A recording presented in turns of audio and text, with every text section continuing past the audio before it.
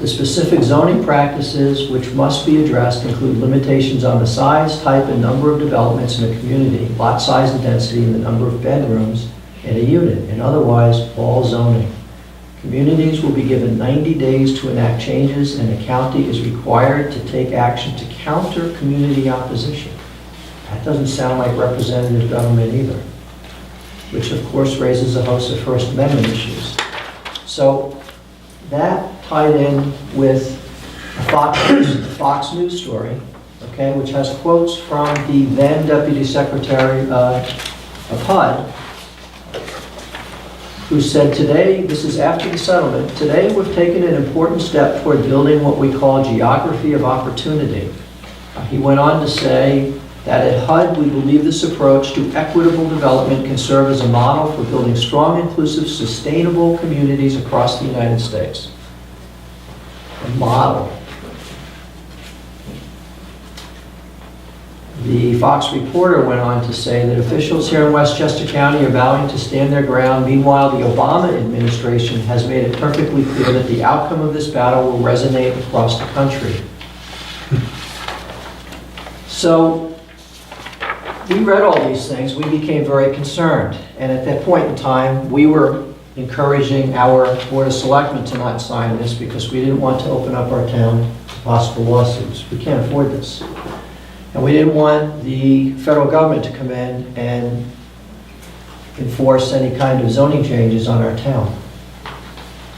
I have a copy of the settlement too. And the Regional Planning Commissioner kept saying, this is only, we're just planning, nothing, you can implement as little as much as you like.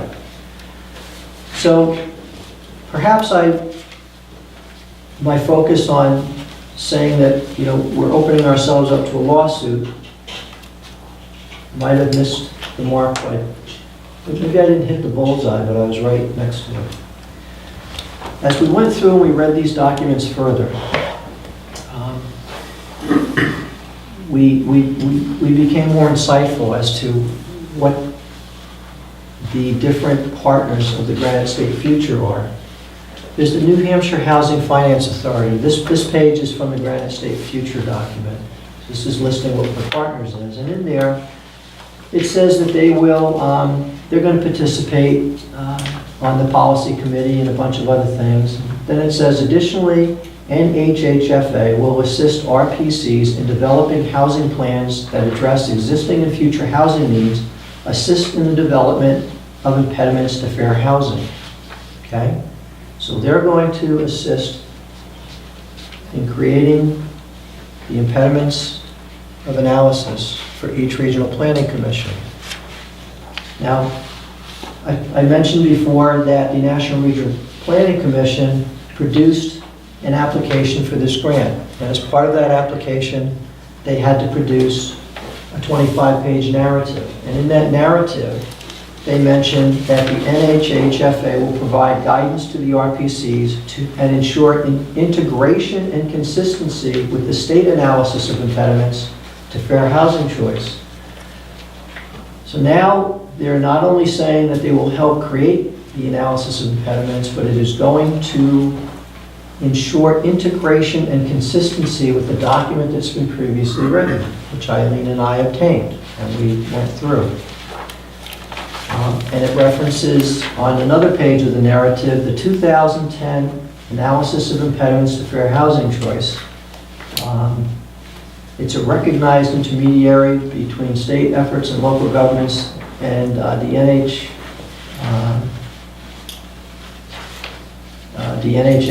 NHHFA is uniquely poised to lead planning effort through the RPSD to promote alternative land use development practices that will alleviate impediments to fair housing.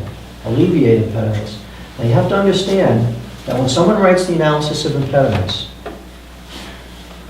this is something that becomes,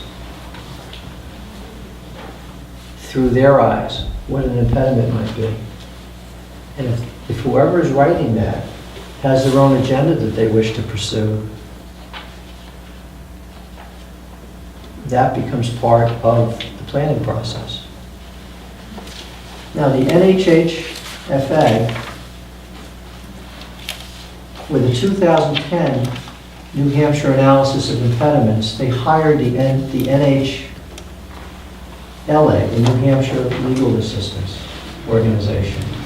Now, the New Hampshire Legal Assistance Organization wrote that 2010 analysis of impediments, which is going to be consistently incorporated into all of the regional planning commissions, but they are also the organization that was behind the emphasis, or the impetus behind the workforce housing law that we now have in this state. And they have also successfully sued municipalities for lack of conformance for fair housing, under the Fair Housing Act. So you've got an organization who's been bringing litigation under non-conformance to the Fair Housing Act, who are now in the process, who are now put in a position of writing what the impediments are to fair housing, and they can push the envelope on that and make it be almost anything. They say that if you have 2-acre zoning, that's an impediment to fair housing. If you have 55 and over communities, but you don't have certain amenities in those communities, that's an impediment to families with children. What else was there, Eileen? Well, just that what they have done for age 55 housing in certain areas is said if you don't have significant amenities for the elderly, then it's in violation of the Fair Housing Act, and they've decertified the age 55 housing, and then anyone can live there. Right. So we've got the analysis of impediments to fair housing choice in New Hampshire. Again, all these things that I'm reading, these aren't my words. These are their words, and all these things are part of the legally binding agreements. And as I went through this, it talks about, to my surprise, New Hampshire is a recipient of HUD funding and is therefore required to document that it is engaged in efforts to affirmatively further fair housing. U.S. v. Westchester County. A recent federal court case makes it clear that these obligations are to be taken very seriously, and that local and state government officials can no longer gloss over the civil rights certifications they execute when accepting federal community and housing development funds. Westchester County, New York was successfully sued by the United States and a housing discrimination organization under the Federal False Claims Act, alleging that the county had falsely certified it was engaged in activities that affirmatively furthered fair housing. When I spoke with the with the chief of staff of the county executive, he told me that the lawsuit was settled because there was concern that they would be liable for $150 million, and the previous county executive wanted to settle, but that he felt there was no basis for the lawsuit. This housing discrimination organization that they're referring to, this was started by a single individual. He had $29,000 in the organization's bank account. As soon as he brought the lawsuit, HUD stepped in and took it over for him. HUD then prosecuted, worked out the settlement, and then this organization got over $7 million as their involvement in the lawsuit. I'm concerned there's going to be a cottage industry of these organizations springing up all over the country. Now, I mentioned that Westchester County was 70% Caucasian. In New Hampshire, we're over 96% Caucasian. All these organizations do is they look at demographics and they say that represents de facto segregation. That's all they did. So it references in here that it references, that New Hampshire Legal Assistance has produced the AI under contract with the New Hampshire Housing Finance Authority. It talks about Opportunity areas. Opportunity areas are areas where they will look at demographic data and they will find reasons to say that you're not conforming to the Fair Housing Act. There's another thing in here that talks about Westchester County, New York. That case resulted in a clear message that state and local governments are to take meaningful steps to affirmatively further fair housing when they accept federal housing and community development dollars. Talks about the 4 authors of the document. All 4 are part of NHLA. One of the guys, it says, is right behind the workforce housing law. And so, going through all this stuff, it just raised our concerns as to, what is this really about? And it's not about anything other than a redistribution of wealth program. It's a huge, massive welfare program. It's a new form of entitlement program. And they talk about an emphasis on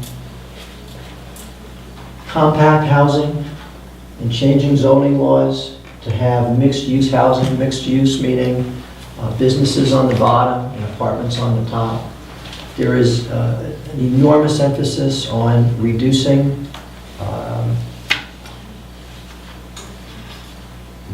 vehicle miles traveled. In fact, that's a mandate, reducing vehicle miles traveled.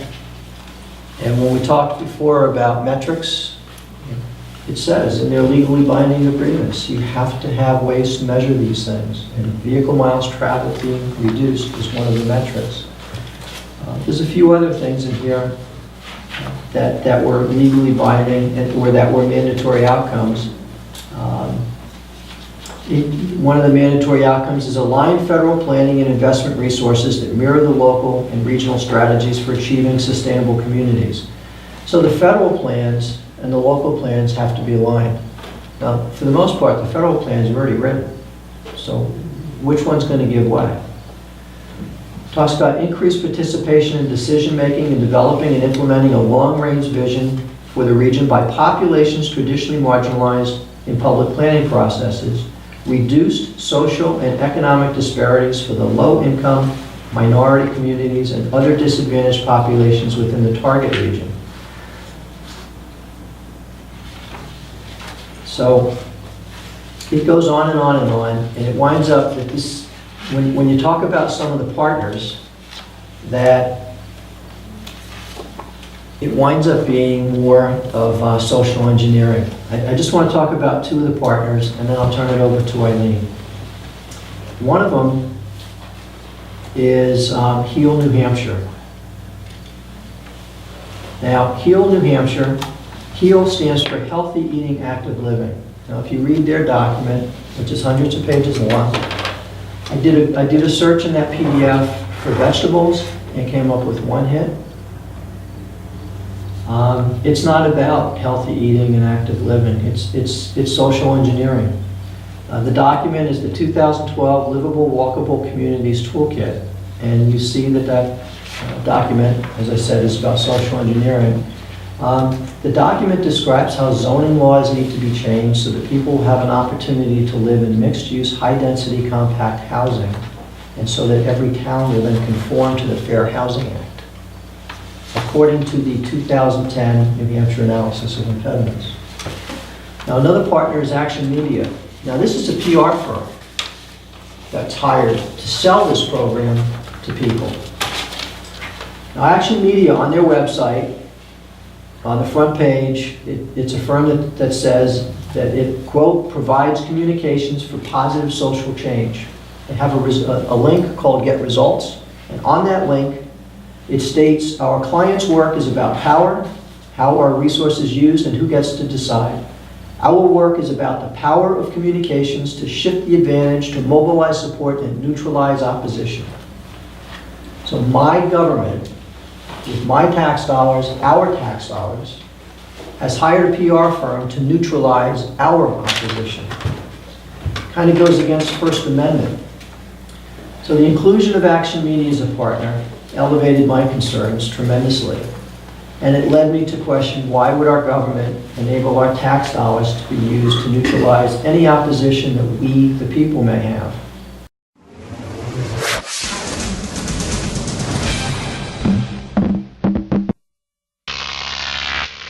GrokTV.